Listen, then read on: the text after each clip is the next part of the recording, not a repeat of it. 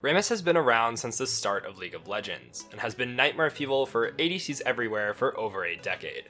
With patch 11.8, he's got a bit of a modern rework, keeping most of his thematic and skill set intact, with a couple of nice flashy updates.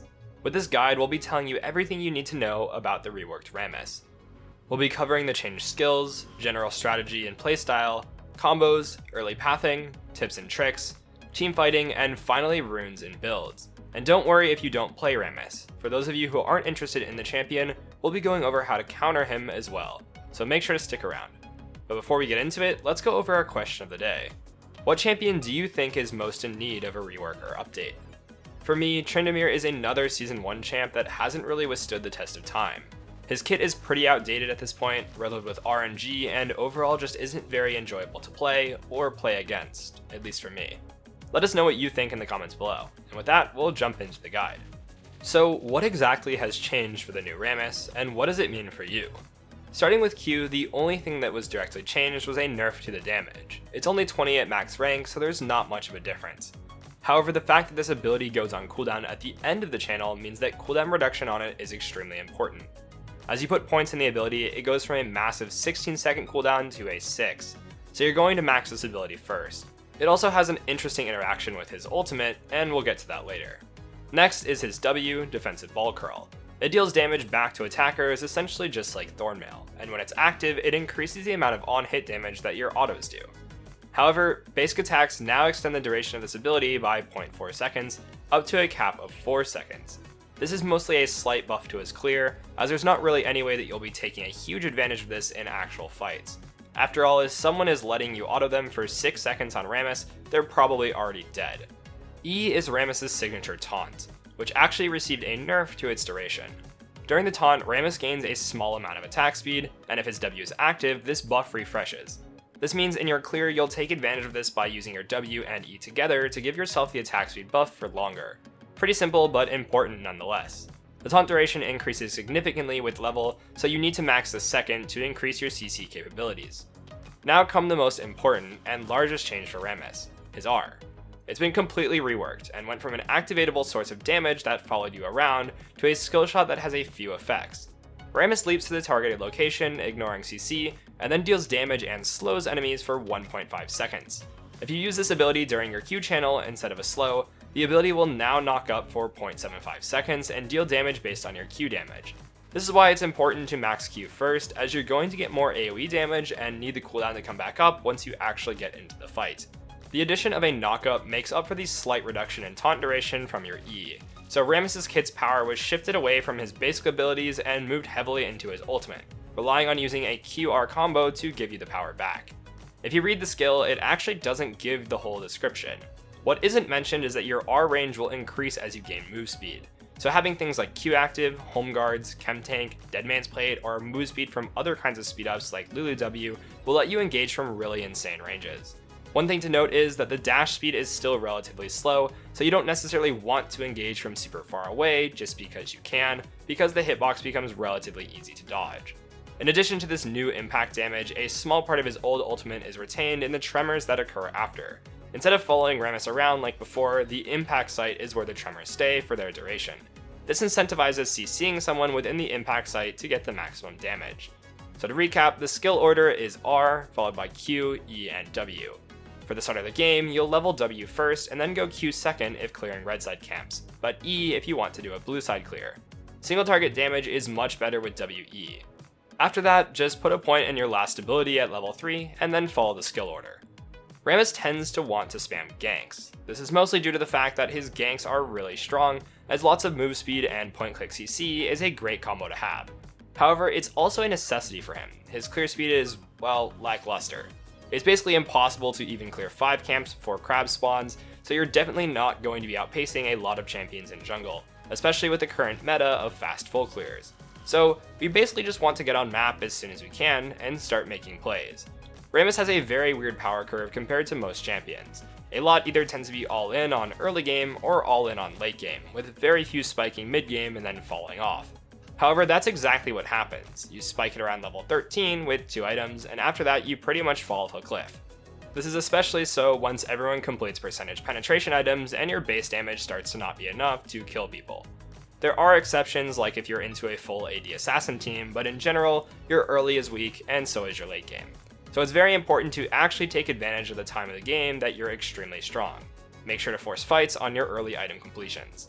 In general, you're going to want to avoid fighting the other jungler early, since most meta champions will win against you, and instead focus on getting ganks off on the other side of the map or on counter ganking.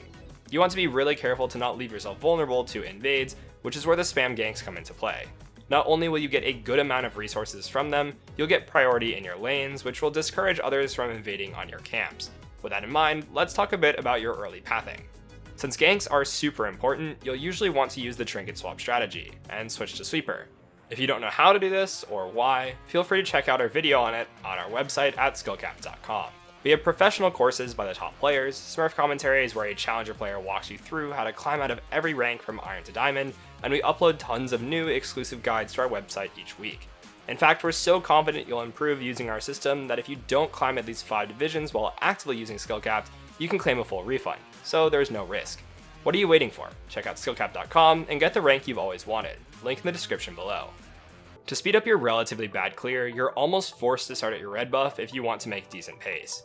From there, you'll 95% of the time want to just do Krugs into Raptors, but as with all junglers, be on the lookout for adaptations. This is just a suggestion, but other paths may be good in your specific game should other variables happen like level 1 flash burns, or invades, or extremely low HP laners. After Raptors, you have the benefit of being able to look for ganks on all 3 lanes. And as we said before, this will help you establish priority for a crab. If no ganks are available, you can just look to go do blue, and do it with Gromp at the same time using your Q and W to give good AoE damage. Make sure to refresh your red buff on both camps, and try to kill them at the same time. Then you can continue looking for ganks, or just go to do a crab. If crab isn't possible, then just clear your wolves and keep looking for other opportunities. As far as combos go, there really isn't that much. The main one to know is just your Q into R, but Rammus is just a pretty simple champion. With the change to his R, you now have a decent escape in a lot of situations, so your QR combo isn't just to go in, but can now be used to run away as well. Also, don't feel the need to use QR every time. If you can get into the fight by just using Q, saving your R will allow you to respond to dashes or flashes and close the gap on slippery champions. Only use it if the CC is the difference maker, or you really need to get into the fight right away. Let's go ahead and jump into some tips and tricks. We'll mostly focus on things you can do to speed up your clear. You're going to want to use Powerball at the start of your camp to do damage, since the cooldown begins at the end of the channel, and you want it to be up once the camp is dead so you can get to the next one faster. Once the camp is dead, be careful about using Powerball right away. For example, going from wolves to raptors can take longer than the duration, and you won't get the damage. Make sure to time Powerball to get the majority of the channel to take advantage of the movement speed, but also get the damage as well. This will change based on your items and level, so it's just going to take a bit of playing the champ to get a feel for when to use it. Try not to use Q at the end of a camp so you can avoid a situation like this where you have to walk to another one without Q. For AoE camps, you can just focus down the higher health targets. You want everything to die at the same time, so take advantage of your AoE. Smiting Krugs generally tends to be your best bet, and on Raptors and Wolves, just hit the big ones. The smalls will die from W damage. As we briefly mentioned earlier, you can do Blue and Gromp at the same time to speed up your clear a bit. So pull them together in this spot here, and try to kill them together. Unless your health gets really low, in which case finish one off early to avoid dying and reduce the amount of damage you take. Make sure to turn your W off if you need to run or chase people down. It self-slows you, so it can be a huge detriment in a lot of situations. A great benefit of Rammus is that he's pretty simple to play, so you don't need a ton of optimization to play him well, and in general, it's just going to be about finding ganks and showing up to fights at the right time. So with that being said, it's important to also play the fights well, which is what we're going to get into now. Rammus is going to want to dive onto the backline in most situations, but as with all frontliners, it's really important to actually create space for your carries to take advantage of your CC. If you dive onto the backline and the enemy assassins just kill yours, you're probably not coming out ahead in that fight. As a priority, peel for your carries first, and if they're sufficiently safe or have enough self-peel to survive, then go into CC. A lot of tanks make the mistake of rushing teamfights too quickly, so it's the number one thing to check yourself on. Make sure that you aren't engaging from a screen away where no one can follow.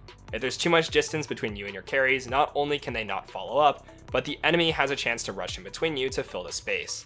You have to play a lot slower than you think most of the time, and might not always be able to taunt enemy carries, but instead have to taunt the divers and peel instead. Stand between the enemy and your team, and just move back and forth to create space when your abilities are down. Now let's talk about runes and builds. There's going to be two main setups, Predator for stronger early ganking, and Aftershock for more frontline capability. In games when you're going to be mostly diving in, take Predator to get access to the backline and increase your engage range. In games that you'll probably be peeling, go Aftershock to survive for longer to create space. Feel free to switch out Legends Nasty for Legend Alacrity if there's not much CC on the enemy team, and switch around one of the armor runes for MR in an AP matchup. Notice that most of the runes here are focused on early game snowballing, with things like Demolish and Cheap Shot meant to be small early power runes to help you get more gold and get to your items quicker. Like we mentioned before, you really spike at 2 items. In 99% of games, your core is going to be going Bammy Cinder's Rush with Boots 1 whenever you have the gold, into Boots 2 Rush. After this, finish your Chem Tank and then build into Thornmail. This is going to be the strongest that you'll be throughout the game, so make sure that you take advantage of this spike by looking for as many good fights as you can at the time. You can finish your build out by going into more tank items like Dead Man's Plate, Randuin's, Force of Nature, Stone Plate, or even Frozen Heart. However, tanks in general fall off in the late game once people get penetration items, and your base damage gets less effective. Rammus does have some armor scaling, but the majority of his damage is actually AP scaling, which you definitely can't afford to buy unless you want to blow up instantly. So if you're playing against Rammus, this gives you a couple of great options to counter him. The main ones are actually items. Early rushing things like Lord Doms or Void Staff help to deal with him, and the biggest one is actually QSS and Cleanse.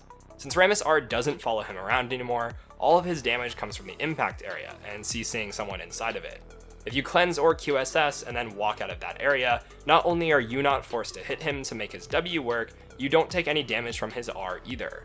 These two are even better than they were before, and really remove the threat that Rammus presents onto the backline, so make sure to take them when you can. For gameplay counters, the easiest thing to do is just to path into him, and force him to fight you in the early game. Rammus is mostly going to look for spam ganks, so if you counter them, most champions will just beat him in the 1v1, 2v2s, or 3v3s. If you stop the ganks from the source by invading him, his 1v1 is extremely weak early, and his clear speed is slow, so you won't have to deal with him becoming a major threat. If you set him behind during his weak early game, his 2-item spike will happen too late into the game, and he'll be useless. If you can track him well and counter jungle for a level advantage, all the fights you take afterwards will probably go in your favor. Even at challenger level, Rammus is never going to keep up in farm, even from ahead, so you have to use that level advantage to stop his ganks, and then his strengths are neutralized. The main way you lose to Rammus is by letting him run wild on your team, or by playing away from him on the opposite side of the map. Don't let him get random kills early through good jungle tracking, or at least punish on his camps when he does. Kills are worth less XP than a few years ago, so spam ganks are very punishable. However, most people playing against Rammus will not know how to counter him, which makes him a great low elo pick. And that brings us to the end of the video. We hope you enjoyed this Rammus guide, and remember, if you want to improve fast and get the rank you've always wanted, then check out SkillCapped.com, link in the description below. Otherwise, you know the deal. Make sure to like, subscribe, and hit the bell icon to get more premium guides with one goal in mind, helping you become a better player. We here at SkillCapped want to thank you for watching, and we'll catch you in the next one.